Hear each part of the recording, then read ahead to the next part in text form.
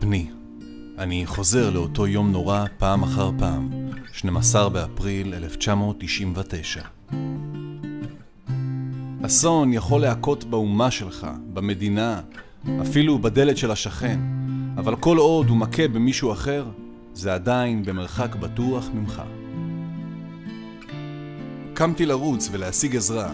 הרגשתי כאילו אני במנהרה שחורה שנבלעים לתוכה.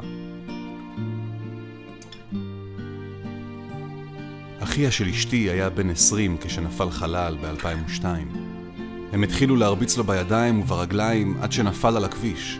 הם השאירו אותו מדמם והלכו. אחרי מותך התבררה התמונה לגמרי.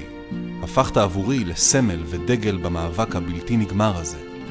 אני מספר עליך, כותב עליך, מצייר אותך, לא שוכח אותך לרגע. באותה שנייה הוא שלף את הנשק וירה לעברנו. היא חטפה צרור מתחת לחזה ונפלנו שנינו על האדמה. לא שמעתי אותה יותר. היה לי ברור שהיא לא בחיים. חיי השתנו לצמיתות ברגע שהאסון ניקה בביתי ובמשפחתי. הפכתי למריר וכועס. גדלתי עם כעס שצורב ושורף בלבבי. אני לא בכיתי. הרגשתי שאני צריך להיות חזק ולא ליפול.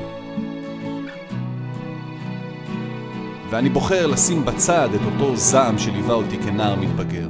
זוהי החלטה קשה לנטוש את הנקמה ואת הדרך הקלה של ללכת בעקבות הרגשות. כתוצאה מהחלטתי, כל יום אני חייב לבחור שוב, לאהוב ולסלוח לאלו שסביבי. זה הסיפור האישי שלי, ואני מתפלל לאלוהים שנצליח להעביר את המסר ולמנוע את השכול שעמי האזור סובלים ממנו. נראה כאילו כל אשר חווינו ולמדנו באותה מלחמה מטומטמת נשכח כלא היה.